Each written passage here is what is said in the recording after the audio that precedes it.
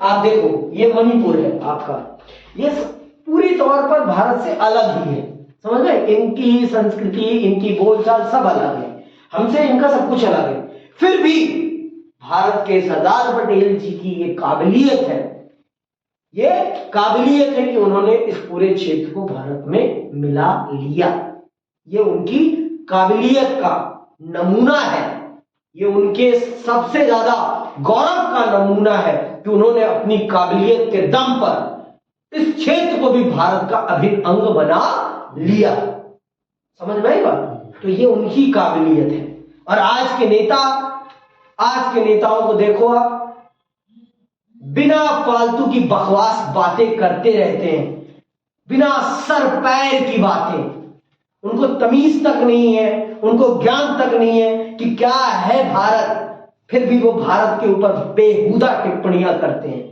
इसीलिए कहता हूं राजनीति पढ़ना बहुत जरूरी है सबके लिए, क्योंकि जब आप राजनीति पढ़ते हैं तब आपको पता चलता है भारत वास्तविक रूप में क्या है और भारत ने किन समस्याओं से उठते हुए आज का सफर तय किया है। आज जो भारत आपको दिखता है इतना आधुनिक, इतना लग्जरी पुल, ये भारत इतना ऐसे नहीं बना है, इसके लिए बहुत से लोगों ने आहुतियां दी हैं अपनी, तब जाकर भारत इतने आगे पहुंचा है। और आज जो आपको ये पूंजीवाद दिखाई पड़ रहा है, ये भारत के लिए अच्छा नहीं है। फिर क्योंकि अगर आपके देश में 6% लोगों के पास भारत की 60% कमाई है, सिर्फ 6% लोगों के पास, ये कितना बड़ा आर्थिक असमानता का कारण है, कितना बड़ा आर्थिक असमानता। और ये असमानता बढ़ेगी तो देश में एक प्रकार से विद्रोह पैदा होगा, ये गरीबी और अमीरी का विद्रोह पैदा होगा। और मैंने आपको बताया है कि सबसे बड़ी असुरक्षा अगर कुछ है तो वो क्या है? गरीबी से पैदा होने वाली असुरक्षा मिटाई नहीं जा सकती, क्योंकि गरीब अगर पाकिस्तान में नहीं होते तो वो कभी आतंकवादी नहीं होते। गरीबी ने उन्हें मजबूर किया कि वो रोटी के लिए बंदूक उठाने के लिए तैयार हो जाते हैं और किसी की भी हत्या करने के लिए तैयार हो जाते हैं, सिर्फ गरीबी के कारण, उस रोटी के अभाव के कारण। तो आप समझें कि देश में सबको देश की कमाई पर एक समान अधिकार मिले, सिर्फ कुछ चुनिंदा लोग ही देश की कमाई पर अधिकार ना करें, सबको मिले उसका अधिकार। इसी के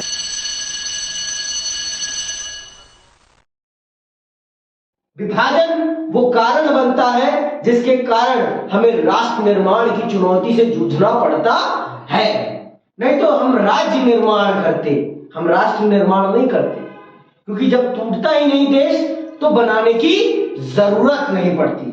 और ये जो आज मैं टॉपिक चल रहा हूं पढ़ाने, ये टॉपिक भी अगर आपका विभाजन नहीं होता तो ये टॉपिक भी पैदा नहीं होता। ये रजवाड़ों का विलय जो हो रहा है, ये विलय कराने की जरूरत नहीं पड़ती, ये विलय अपने आप हो जाता, ये विलय अपने आप हो जाता। रजवाड़े क्या है पहले ये समझा देता हूं मैं आपको। देखो आप ये जान लो, ये जो आप देखो ये मानचित्र देखो, ये भारत का आजादी से पहले का मानचित्र है, ध्यान से देख लो।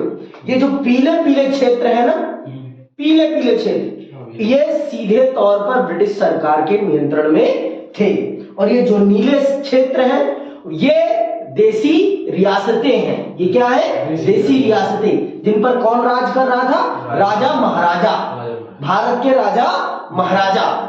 तो जब अंग्रेज यहां से जाने लगे, जब वो जाने लगे तो उन्होंने एक चाल चली। क्या चाल चली? भारत को तोड़ने के लिए पहली बात तो भारत को 2 टुकड़ों में बांट दिया, भारत और पाकिस्तान के नाम, और फिर इन देसी रियासतों को ये सहूलियत प्रदान कर दी कि अगर आप भारत के साथ जाना चाहें तो भारत के साथ जा सकते हैं, अगर आप पाकिस्तान के साथ जाना चाहें तो पाकिस्तान के साथ जा सकते हैं, और अगर आप स्वतंत्र रहना चाहें तो स्वतंत्र भी रह सकते हैं। आपके पास ये 3 विकल्प हैं, समझ में बात? ये 3 विकल्प हैं, आप जैसा चाहें वैसा कर सकते हैं। भैया अब देखो, अब आपके पास विकल्प है अपनी खुद की शासन व्यवस्था स्थापित करके चलने का, तो आप बताओ क्या आप किसी और की शासन व्यवस्था में जाना चाहोगे? बिल्कुल भी नहीं, क्योंकि अगर आप खुद की शासन व्यवस्था में रहोगे तो आप उसमें सर्वोपरि रहोगे, सर्वोच्च रहोगे, तो कोई भी राजा तैयार नहीं होता भारत में विलय या पाकिस्तान में विलय करने के लिए। सब अपने आप को स्वतंत्र रखना चाहते। तो ये समस्या जो पैदा हुई, ये समस्या अंग्रेजों के द्वारा बनाई गई समस्या थी, जिससे कि भारत टूटा रहे, बिखरा रहे। देसी रियासतें, सुन लो फिर से, देसी रियासतें वो रियासतें कहलाती हैं जिन पर भारत के राजाओं के द्वारा शासन किया जा रहा था। तो उस समय भारत में कितनी देसी रियासतें थी? 565। कितनी? 565 देसी रियासतें थी। अर्थात कि हमारे देश में उस समय 565 राजा महाराजा थे। 565 राजा महाराजा थे। अब ये काम बहुत ही कठिन हो गया। अगर ये देसी रियासतें भारत में विलय नहीं होता इनका, तो भारत का आपको जो ये आकार आज दिखाई पड़ रहा है, कश्मीर से लेकर कन्याकुमारी तक एकजुट एक भारत जो दिखाई पड़ता है, आपको ये दिखाई नहीं पड़ता। आपको राजस्थान में ही अलग अलग एरिए घूमने के लिए वीजा और पासपोर्ट लगवाने पड़ते। दिल्ली से उत्तर प्रदेश जाने में ही आपको कम से कम 3-4 पासपोर्ट भी 3-4 बार वीजा लगवाना पड़ता। तो इस काम को, इनको एकजुट करने के लिए, इस काम को करने का दायित्व लेते हैं सरदार वल्लभ भाई पटेल, भारत के लौह पुरुष, भारत की एकता के सूत्र के निर्माणक। वो लेते हैं अपने कंधों पे ये जिम्मेदारी और इन 565 देसी रियासतों को भारत में विलय करने के लिए मजबूर कर देते हैं कि अगर आप भारत में विलय नहीं करेंगे तो आप भी अपना शासन नहीं चला पाएंगे। क्यों नहीं चला पाएंगे? क्योंकि आपके राज्य में रहने वाली जनता भारत के प्रति स्वामी भक्त है, ना कि आपके प्रति। आप अगर भारत में विलय नहीं करेंगे तो आप भी अपनी देसी रियासतों पर राज नहीं कर पाएंगे। इस चीज की उन्होंने उन्हें धमकी दी और वो सब भी इस बात को बखूबी जानते थे कि अगर हमने भारत में विलय नहीं किया तो हमारी जनता ही हमारे खिलाफ विद्रोह कर देगी। तो इससे बढ़िया है इज्जत के साथ विलय कर लिया जाए, क्यों अपनी किरकिरी करवाई जाए। पर कुछ देसी रियासतें थी जो विलय करने के लिए तैयार नहीं थी। एक है जूनागढ़, एक है हैदराबाद और भी कुछ है। उनके बारे में चल रहा हूं मैं आपको विस्तार से समझाने। ये जो आपके सामने रजवाड़ों के विलय की समस्या पैदा हुई, ये विलय की समस्या इसीलिए पैदा हुई क्योंकि भारत का विभाजन हुआ। भारत का विभाजन नहीं होता तो विलय की समस्या ही पैदा नहीं होती। समझ में आई बात? विभाजन ने ही इस विलय की समस्या को पैदा किया है। और जिन्होंने भी विभाजन वाली वीडियो नहीं देखी है उसे जरूर देखें, जरूर समझें कि विभाजन के कारण भारत को क्या क्या नुकसान उठाना पड़ा है। और यह प्रश्न सबसे महत्वपूर्ण बनता है जतिन, सारे सुन लो एक प्रश्न कि भारत को विभाजन के कारण किस प्रकार की समस्याओं का सामना करना पड़ा, विस्तार पूर्वक समझाइए। तो सारे पॉइंट आने चाहिए उसमें, राजनीतिक, आर्थिक, भौगोलिक, सामाजिक, सारे पहलुओं पर आपका ध्यान जाना चाहिए। बचपन में आया था ये वाला। हाँ, बचपन में आया था, फिर से आएगा। ये बहुत ही इंपॉर्टेंट क्वेश्चन है, ये कोई आसान क्वेश्चन नहीं है, ये फाइनल में आपके जरूर आएगा। ये बात आप जान लो। आगे चलते हैं, पढ़ते हैं और विस्तार पूर्वक इसे समझते हैं कि क्या है रजवाड़ों के विलय की समस्या। ब्रिटिश इंडिया दो हिस्सों में था। एक हिस्से में ब्रिटिश प्रभुत्व वाले भारतीय प्रांत थे तो दूसरे हिस्से में देसी रजवाड़े। ब्रिटिश प्रभुत्व वाले भारतीय प्रांतों पर अंग्रेजी सरकार का सीधा नियंत्रण था। अंडरलाइन कर लो, ये जो ब्रिटिश नियंत्रण वाले क्षेत्र थे उन पर आपकी ब्रिटिश सरकार का सीधा नियंत्रण था, उस पर आपकी ब्रिटिश सरकार का सीधा नियंत्रण था। और जो ये देसी रियासतें या रजवाड़े थे उन पर क्या था, दूसरी तरफ छोटे बड़े आकार के कुछ और राज्य थे, इन्हें रजवाड़ा कहा जाता था। रजवाड़े पर राजाओं का शासन था। अंडरलाइन कर लो, रजवाड़ा किसे कहते हैं? इन्हें रजवाड़ा कहा जाता था। रजवाड़ों पर राजाओं का शासन था। राजाओं ने ब्रिटिश राज की अधीनता या कहें कि सर्वोच्च सत्ता स्वीकार कर रखी थी और इसके अंतर्गत वे अपने राज्य के घरेलू मामलों का शासन चलाते थे। अंग्रेजी प्रभुत्व के अंतर्गत आने वाले भारतीय साम्राज्य के 1/3 हिस्से में रजवाड़े कायम थे। प्रत्येक 4 भारतीयों में से एक किसी न किसी रजवाड़े की प्रजा था। तो देखो, ये जो रजवाड़े थे ये अपने घरेलू मामलों में तो खुद फैसला करते थे, लेकिन जब अंतरराज्यीय मामला होता था, किसी और राज्य का मामला होता था, तो ये सब के सब आपकी ब्रिटिश सरकार के अंतर्गत थे। जैसे आप जान लो, आज के टाइम पे जो हमारे मुख्यमंत्री हैं सारे अपने अपने राज्य के तो वो मालिक है ना, एक प्रकार से लोकतांत्रिक तौर पर वो मालिक है 5 साल के लिए, लेकिन वो केंद्र सरकार के अधीन आते हैं ना। केंद्र सरकार के द्वारा बनाए गए कानूनों को उन्हें भी मानना पड़ता है कि नहीं मानना पड़ता?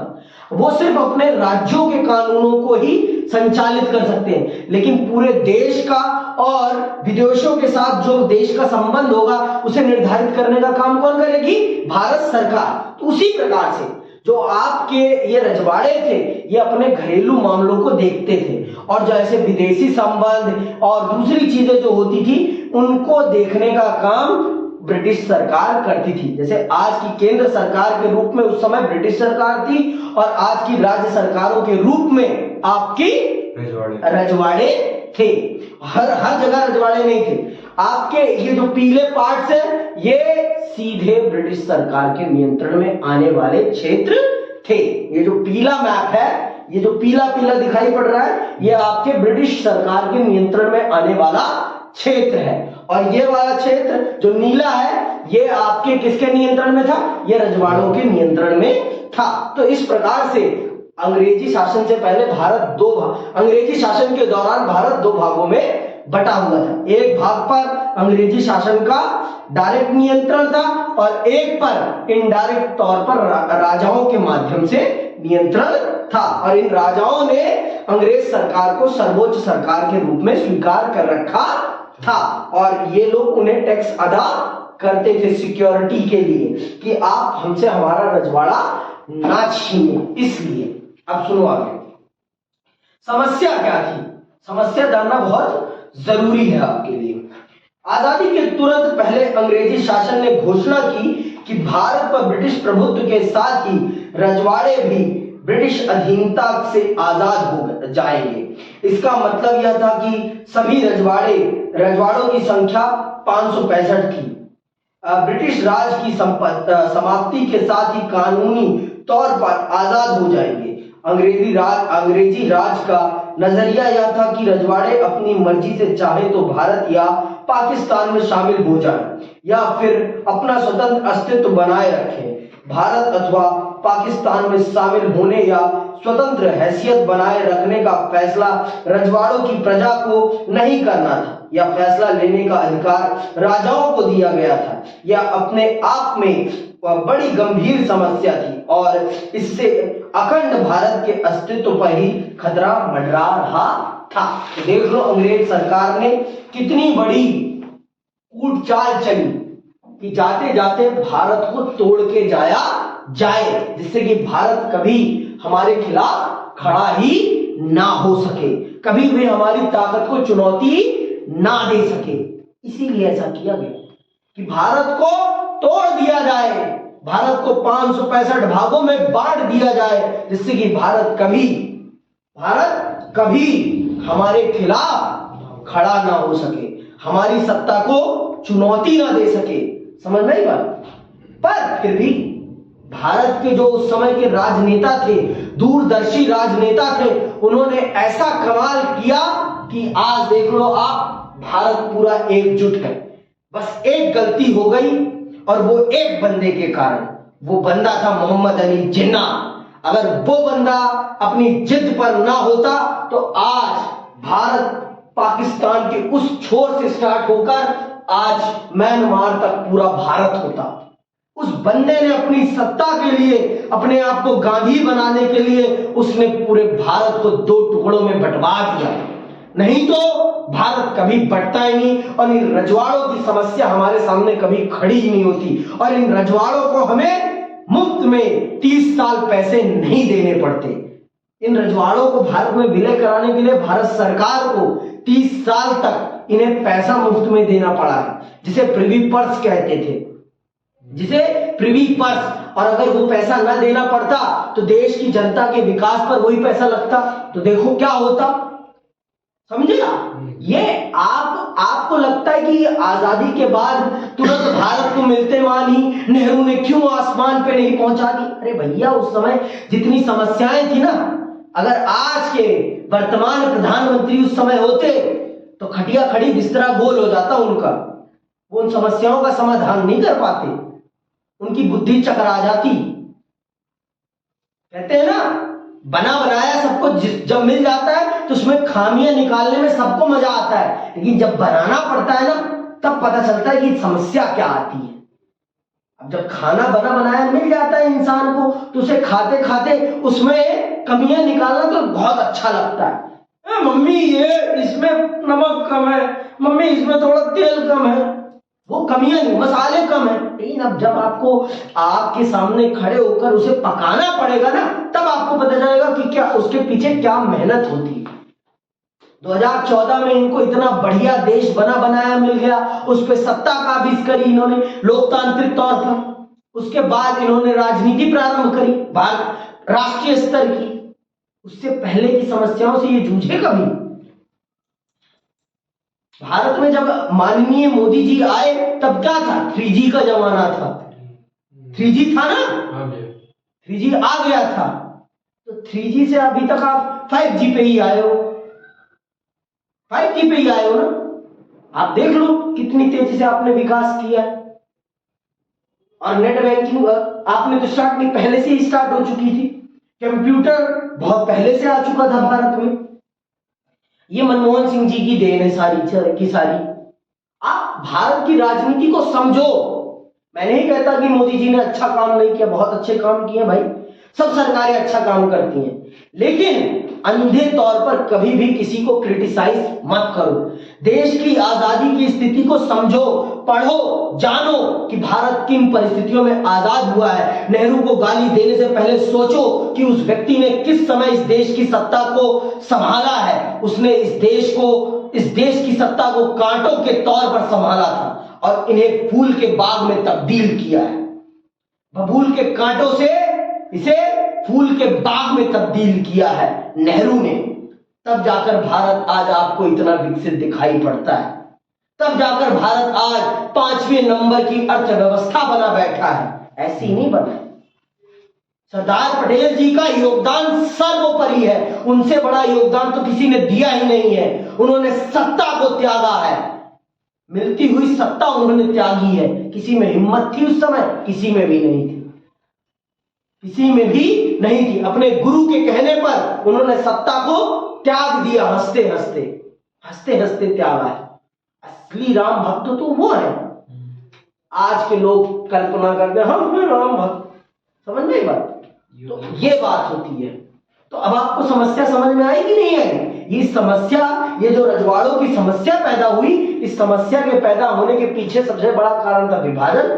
फिर उसके बाद अंग्रेजों के वो कथन जिसमें उन्होंने ये कहा कि भारत भी आजाद हो रहा है, पाकिस्तान भी आजाद हो रहा है और हमारे अधीन आने वाले रजवाड़े भी आजाद हो रहे हैं। वो चाहे तो भारत में जा सकते हैं, वो चाहे तो पाकिस्तान में जा सकते हैं और वो चाहे तो स्वतंत्र भी रह सकते हैं। और इसका फैसला रजवाड़ों में रहने वाली जनता नहीं करने वाली थी, इसका फैसला कौन करने वाला था? वहां पर शासन करने वाला राजा।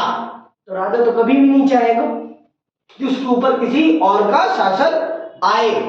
वो तो चाहेगा कि हम हमेशा स्वतंत्र बने रहें, हम हमेशा स्वतंत्र बने रहें। समझ में आई बात? एक भी गया था पाकिस्तान में? हाँ गए हैं, ऐसा नहीं कि नहीं गए।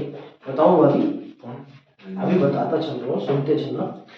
समस्या ने जल्द ही अपने तेवर दिखाने शुरू किए। सबसे पहले त्रावणकोर के राजा ने अपने राज्य को आजाद रखने की घोषणा करी। अगले दिन हैदराबाद के निजाम ने ऐसी ही घोषणा की। कुछ शासक मसलन भोपाल के नवाब संविधान सभा में शामिल नहीं होना चाहते थे। रजवाड़ों के शासकों के रवैये से यह बात साफ हो गई कि आजादी के बाद हिंदुस्तान कई छोटे छोटे देशों की शक्ल में बढ़ जाने वाला है। लोकतंत्र का भविष्य अंधकारमय जान पड़ रहा था। भारतीय स्वतंत्रता संग्राम का लक्ष्य एकता और आत्म निर्णय के साथ साथ लोकतंत्र का रास्ता अख्तियार करना था। इसे देखते हुए यह स्थिति अपने आप में बड़ी विचित्र थी। अधिकतर रजवाड़ों में शासन अलोकतांत्रिक रीति से चलाया जाता था और रजवाड़ों के शासक अपनी प्रजा को लोकतांत्रिक अधिकार देने के लिए तैयार नहीं थे। कोई भी राजा नहीं देना चाहता भाई, कोई भी राजा नहीं देना चाहता अपनी जनता को लोकतांत्रिक अधिकार की। देना चाहेगा? कभी नहीं देना चाहेगा। वो तो चाहेगा कि हमेशा मेरा ही बेटा राजा बना है। कोई बाप अपने बेटे को तो नाली का कीड़ा नहीं बनाना चाहेगा, चाहे उसके अंदर योग्यता हो या ना हो, वो अपने बेटे को हमेशा अपने से ऊपर देखना चाहेगा। अब आप आज के समय में उदाहरण देख लो, चाहे राहुल गांधी में वो योग्यता रही हो या ना रही हो, सोनिया गांधी ने उन्हें प्रमोट जरूर करा है। चाहे अमित शाह के सुपुत्र, अमित शाह जी के सुपुत्र में वो टैलेंट रहा हो या ना रहा हो, फिर भी उन्हें प्रमोट करा गया है जय शाह जी को। क्यों? क्योंकि उनके पिता उस काबिल हैं। समझ में आई बात? और आपके भी पिता नहीं चाहेंगे कि आप उनसे नीचे रहें, वो भी हमेशा चाहेंगे कि आप उनसे ऊपर जाएं। ये हमेशा से यही रहा है। तो यहां पर भी जो रजवाड़ों को जब ये स्वायत्तता मिली अंग्रेजी सरकार के द्वारा, तो उन्होंने भी ये फैसला किया कि हम भारत में विलय नहीं करेंगे। लेकिन फिर इस काम का दायित्व भारत के लौह पुरुष लेते हैं अपने कंधों पर कि ये कैसे नहीं मानेंगे, इनका बाप भी मानेगा और इनको भारत में विलय करना ही पड़ेगा। फिर वो इस दायित्व को लेते हैं और आप सब बखूबी जानते हैं इस बात को। और आज इसका प्रमाण है कि पूरा भारत एकजुट है।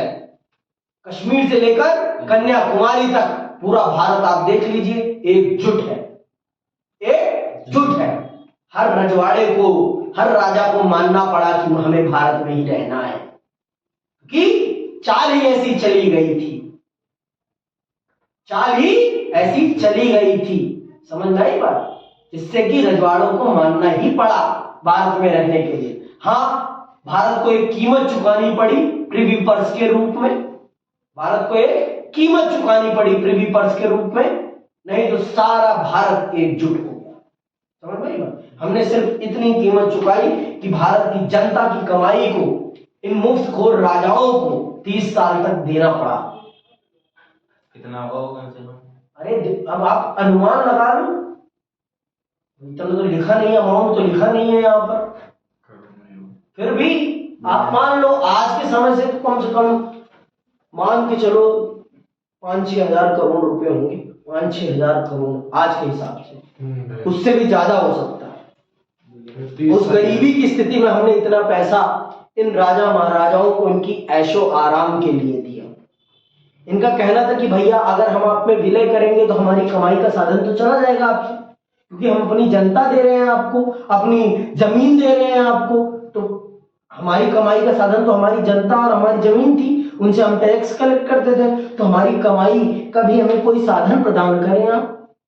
इस प्रकार से इन्होंने विलय करने के लिए एग्री करा अपने आप को। जो राजा महाराजा आज बड़ी बड़ी कोठियां बंगलों में दिखते हैं आपको, ये इतने ज्यादा स्वार्थी थे कि कोई कहने की बात नहीं है। इतने ज्यादा स्वार्थी और बनते हैं कि हमसे बढ़िया समाज सेवी तो कोई है ही नहीं। राजा महाराजा भी हैं आज के टाइम पर संवेदा उस प्रकार से नहीं है, लेकिन कहने के लिए तो राजा महाराजा है ना। जैसे सिंधिया परिवार हो गया, सिंधिया जानते हो गया, आपके मध्य प्रदेश में है। राम जी के वंशज कोई नहीं है राम जी का वंशज, राम जी के वंशज कहते हैं। राजस्थान में एक घराना है, वो अपने आप को राम जी का वंशज बताता है। राम जी के वंशज दोगले नहीं थे, राम जी सच्चे थे ना, तो उनके वंशज भी वैसे नहीं होंगे। सब लालची हैं, सब कहने के लिए अपने आप को किसी का भी वंशज बता देंगे। बताने में और उनके जैसा बनने में बहुत अंतर है। महाराणा प्रताप जी के भी वंशज हैं, लेकिन महाराणा प्रताप के जैसे तो नहीं है ना। महाराणा प्रताप क्या थे कि उन्होंने कभी अकबर की अधीनता स्वीकार नहीं करी, चाहे उन्हें घास की रोटी ही क्यों ना खानी पड़ी। है आज के टाइम पे कोई ऐसा? सब अधीनता स्वीकार कर लेंगे, लेकिन अपनी गद्दी अपने नीचे से जाने नहीं देंगे। अपनी गद्दी अपने नीचे से जाने नहीं देंगे, कुछ भी हो जाए। गद्दी सबसे प्यारी, गद्दी से प्यारा कुछ भी नहीं। समझ में आई बात? आगे सुनिए सरकार का नजरिया। अब फिर सरकार ने कैसे इस समस्या का समाधान किया, ये जानते हैं हम और आप। चलिए समझते हैं। छोटे बड़े विभिन्न आकार के देशों में बढ़ जाने की इस संभावना के विरुद्ध अंतरिम सरकार ने कड़ा रुख अपनाया। मुस्लिम लीग ने भारतीय राष्ट्रीय कांग्रेस के इस कदम का विरोध किया। लीग का मानना था कि रजवाड़ों को अपनी मनमर्जी का रास्ता चुनने के लिए छोड़ दिया जाना चाहिए। रजवाड़ों के शासकों को मनाने समझाने में सरदार पटेल ने ऐतिहासिक भूमिका निभाई और अधिकतर रजवाड़ों को उन्होंने भारतीय संघ में शामिल होने के लिए राजी कर लिया। आज यह आसान जान पड़ सकता है, लेकिन अपने आप में यह बड़ा जटिल काम था। इसके लिए बड़ी चतुराई और युक्तिपूर्ण पहलकदमी की जरूरत थी। मिसाल के तौर पर आज के उड़ीसा में ही तब 26 और छत्तीसगढ़ में 15 छोटे छोटे रजवाड़े थे। सौराष्ट्र में 14 बड़े और 119 छोटे रजवाड़े थे और अन्य अनेक प्रशासनिक तंत्र थे। समझ रहे हो? इतने में ही कितने रजवाड़े थे। तो इन सबको मनाने का काम, इन सबको समझाने का काम किसने किया? आपके सरदार वल्लभ भाई पटेल जी। उन्होंने इस समस्या का बहुत ही चतुराईपूर्ण समाधान किया और भारत को एकजुट किया। आपको लग सकता है, अभी तो मैं पढ़ा रहा हूं तो आपको लगा अरे कितना आसान काम था, 2 लाइन में ही तो हमने पढ़ लिया। जितना आसान लग रहा है इतना आसान नहीं था। कितनी चतुराई से उन्होंने इन लालचखोरी राजाओं को मनाया होगा कि आओ भारत में मिलो, भारत में रहोगे तभी तुम्हारा फायदा है। कितना समझाया होगा, तब जाकर ये कहीं माने होंगे, तब जाकर कहीं ये माने होंगे। इनको बताया होगा कि जनता तो भारत के फेवर में है। अगर हम एक आह्वान कर देंगे तो आपकी जनता ही आपके खिलाफ खड़ी हो जाएगी। तो क्यों जनता के सामने अपनी किरकिरी करा रहे हो राजाओं? आओ भारत में मिल जाओ और भारत को एक अच्छा और एकजुट भारत बनाने में हमारी मदद करो। समझाया होगा बहुत और एक कीमत दी, तब जाकर वो लोग माने। ऐसे ही नहीं माने। जितनी आसानी से मैंने आपको पढ़ा दिया ना, इतनी आसानी से राजा माने नहीं है मेरे भाई। बहुत मुश्किल से मनाया है और बहुत ही कूटनीति से मनाया है इनको। आगे सुनिए। देसी रजवाड़ों की इस चर्चा से 3 बातें सामने आती हैं। पहली बात तो यह कि अधिकतर रजवाड़ों के लोग भारतीय संघ में शामिल होना चाहते थे। दूसरी बात यह कि भारत सरकार का रुख लचीला था और वह कुछ इलाकों को स्वायत्तता देने के लिए तैयार थी, जैसा कि जम्मू कश्मीर में हुआ। भारत सरकार ने विभिन्नताओं को सम्मान देने और विभिन्न क्षेत्रों की मांगों को संतुष्ट करने के लिए यह रुख अपनाया था। तीसरी बात विभाजन की पृष्ठभूमि में विभिन्न इलाकों के सीमांकन के सवाल पर खींचतान जोर पकड़ रही थी और ऐसे में देश की क्षेत्रीय अखंडता एकता का सवाल सबसे ज्यादा अहम हो उठा था। तो इन सब बातों से पता चलता है कि राजा भी इस बात से वाकिफ थे कि अगर हम भारत में नहीं विलय करेंगे तो हमारी जनता ही हमारे खिलाफ विद्रोह कर देगी। तो इससे बढ़िया प्रेम पूर्वक विलय कर लिया जाए और जो भारत सरकार दे रही है चुपचाप ले लिया जाए।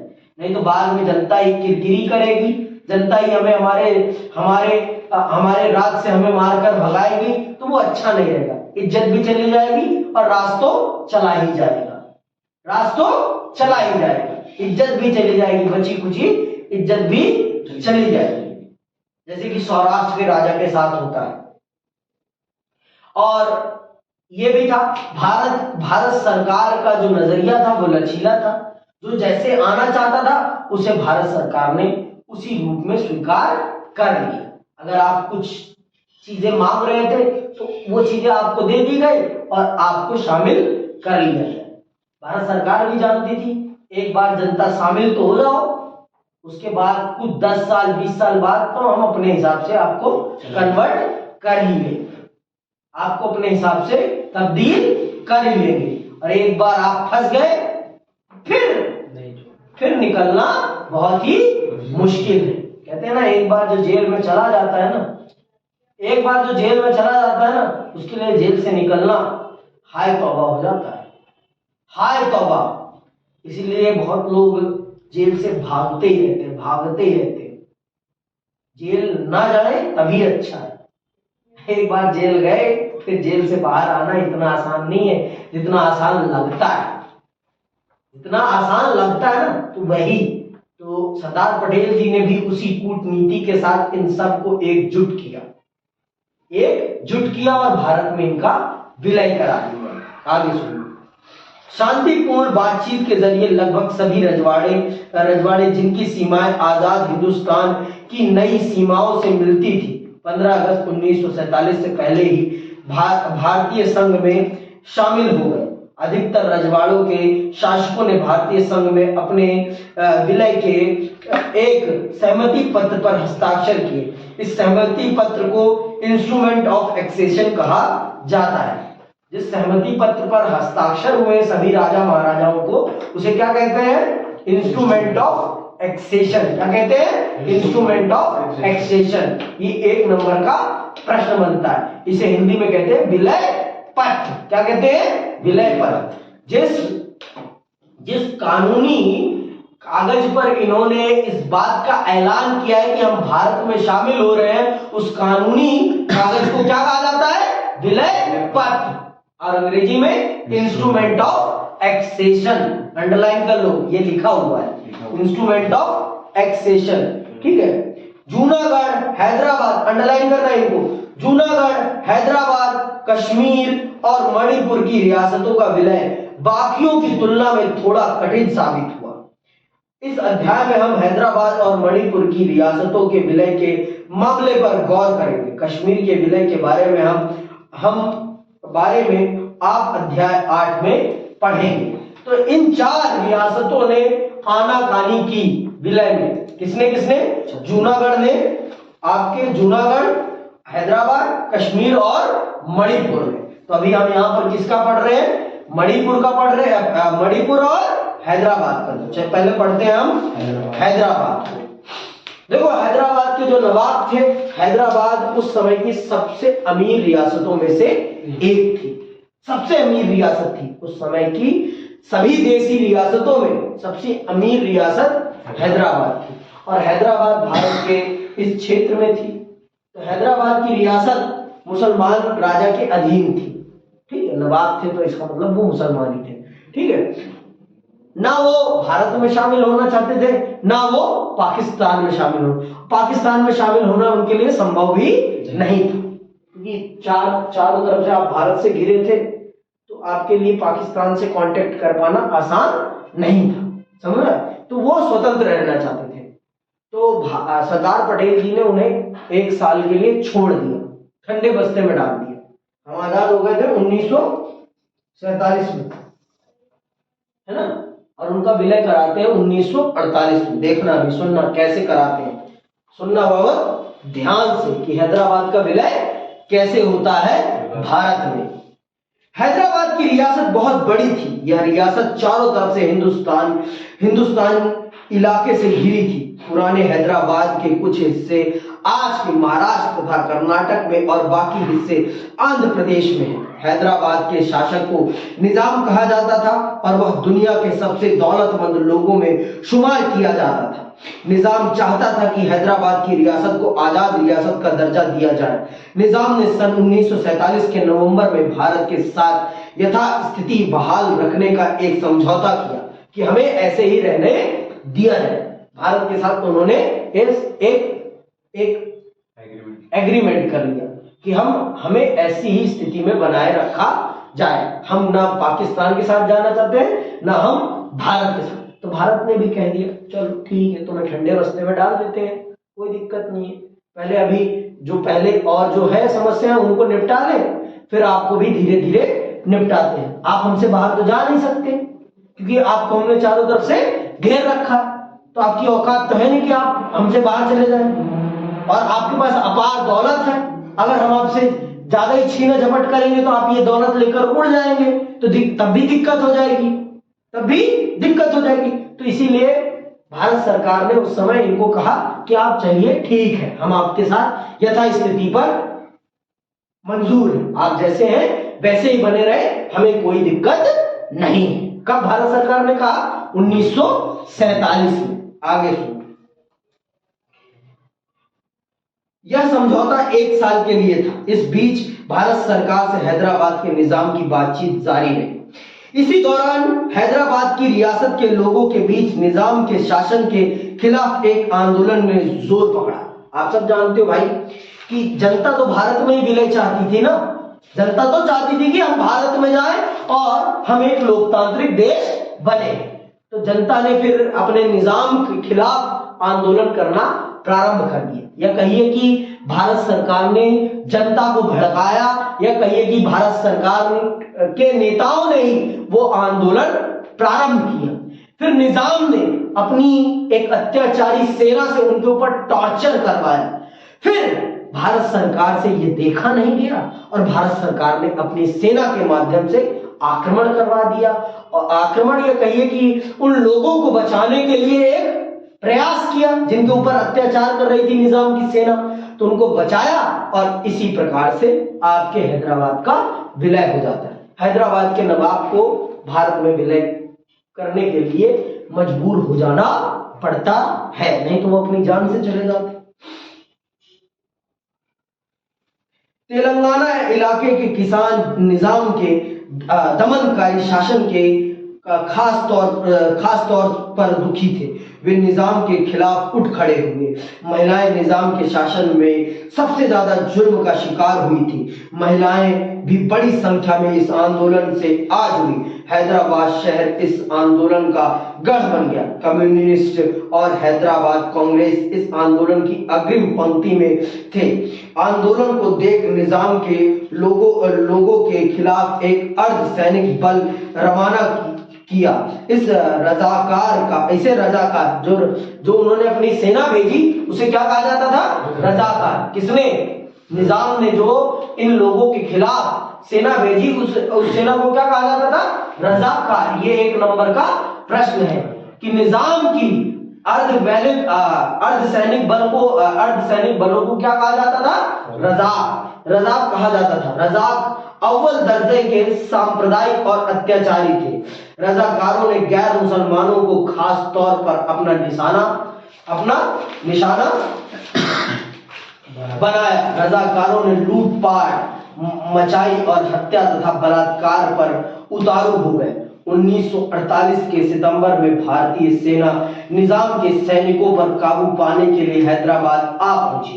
कुछ रोज तक रुक कर लड़ाई चली और इसके बाद निजाम ने आत्मसमर्पण कर दिया। निजाम के आत्मसमर्पण के साथ ही हैदराबाद का भारत में विलय हो गया। तो इस प्रकार से हैदराबाद भारत का हिस्सा बन गया। हैदराबाद देसी रियासत भारत का अंग बन जाती है। देखा, इसे कहते हैं कूटनीति। प्यार से मानोगे तो ठीक, प्यार से नहीं मानोगे तो दूसरे भी तरीके हैं, पर आपको जाने तो नहीं देंगे बाबा। जाने तो आपको किसी भी कीमत पर नहीं देंगे अपने से। अब आते हैं मणिपुर पे। मणिपुर का भारत में विलय कैसे किया गया?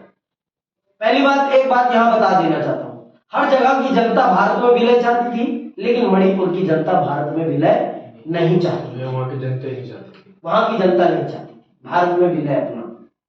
फिर भी सरदार पटेल जी ने बहुत ही चतुराई के साथ वहां के राजा को मना लिया और उन्हें विलय पत्र पर हस्ताक्षर करने के लिए मजबूर कर दिया। तो इस प्रकार से आपका आपका मणिपुर भारत का हिस्सा बन जाता है। जनता के खिलाफ होते हुए भी, जनता के खिलाफ होते हुए भी मणिपुर भारत का हिस्सा बन जाता है। हर जगह की जनता भारत में विलय चाहती थी, लेकिन मणिपुर की जनता भारत में विलय नहीं चाहती। क्यों नहीं चाहती थी? क्योंकि भारत की प्रमुख संस्कृति और मणिपुर की संस्कृति में बहुत ज्यादा अंतर है। वहां की और यहाँ की संस्कृतियों में अंतर है। इसलिए सुनना भी क्या होता है। आजादी के चंद रोज पहले मणिपुर के महाराजा बोधचंद सिंह ने भारत सरकार के साथ भारतीय संघ में अपनी रियासत के विलय के लिए सहमति पत्र पर हस्ताक्षर किए थे। इसकी एवज में उन्हें यह आश्वासन दिया गया था कि मणिपुर की आंतरिक स्वायत्तता बरकरार रहेगी। जनमत के दबाव में महाराजा ने 1948 के जून में चुनाव करवाया और इस चुनाव के फलस्वरूप मणिपुर की रियासत में संवैधानिक राजतंत्र कायम हुआ। मणिपुर भारत का पहला भाग है जहां सार्वभौमिक वयस्क मताधिकार के सिद्धांत को अपनाकर चुनाव हुए। समझ में आई बात? भारत का पहला क्षेत्र मणिपुर है जहां पर वयस्क मताधिकार के अंतर्गत चुनाव हुए।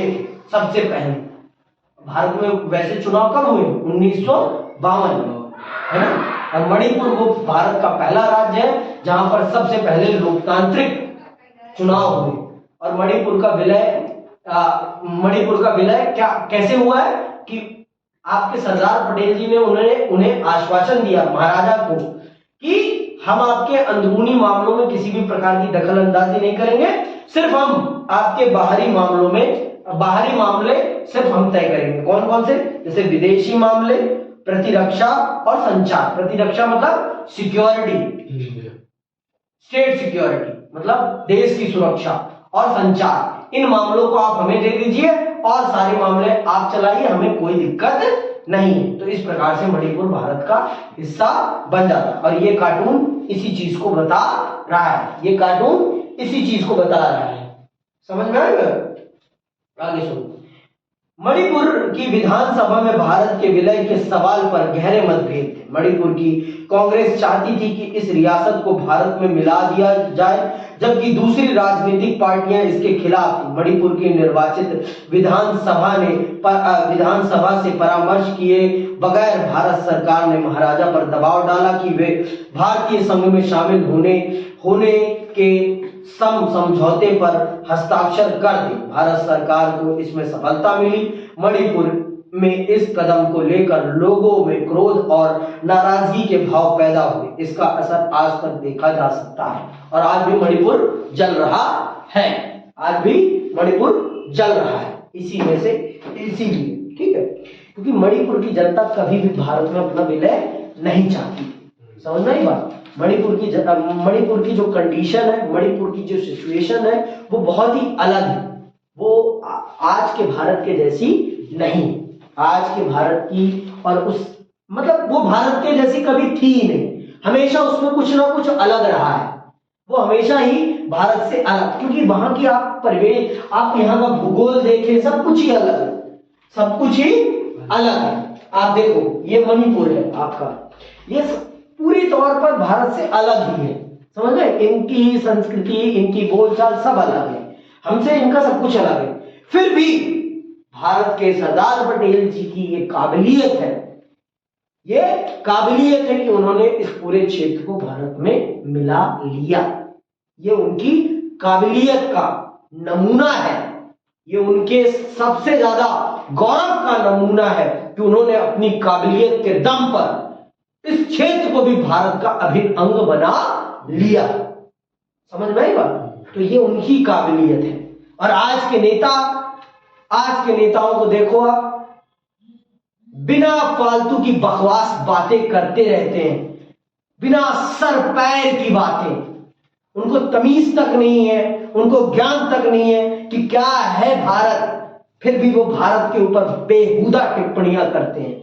इसीलिए कहता हूं, राजनीति पढ़ना बहुत जरूरी है सबके लिए, क्योंकि जब आप राजनीति पढ़ते हैं तब आपको पता चलता है भारत वास्तविक रूप में क्या है और भारत ने किन समस्याओं से उठते हुए आज का सफर तय किया है। आज जो भारत आपको दिखता है, इतना आधुनिक, इतना लग्जरीफुल, ये भारत इतना ऐसे नहीं बना है, इसके लिए बहुत से लोगों ने आहुतियां दी हैं अपनी, तब जाकर भारत इतने आगे पहुंचा है। और आज जो आपको ये पूंजीवाद दिखाई पड़ रहा है, ये भारत के लिए अच्छा नहीं है। फिर क्योंकि अगर आपके देश में 6% लोगों के पास 6% लोगों के पास भारत की 60% कमाई है, सिर्फ 6% लोगों के पास, ये कितना बड़ा आर्थिक असमानता का कारण है, कितना बड़ा आर्थिक असमानता। और ये असमानता बढ़ेगी तो देश में एक प्रकार से विद्रोह पैदा होगा, ये गरीबी और अमीरी का विद्रोह पैदा होगा। और मैंने आपको बताया है कि सबसे बड़ी असुरक्षा अगर कुछ है तो वो क्या है? गरीबी। गरीबी से पैदा होने वाली असुरक्षा मिटाई नहीं जा सकती, क्योंकि गरीब अगर पाकिस्तान में नहीं होते तो वो कभी आतंकवादी नहीं होते। गरीबी ने उन्हें मजबूर किया कि वो रोटी के लिए बंदूक उठाने के लिए तैयार हो जाते हैं और किसी की भी हत्या करने के लिए तैयार हो जाते हैं, सिर्फ गरीबी के कारण, उस रोटी के अभाव के कारण। तो आप समझें कि देश में सबको देश की कमाई पर एक समान अधिकार मिले, सिर्फ कुछ चुनिंदा लोग ही देश की कमाई पर अधिकार ना करें, सबको मिले उसका अधिकार। इसी के साथ आज यहीं पर हम समाप्त करते हैं। जय हिंद, जय भारत।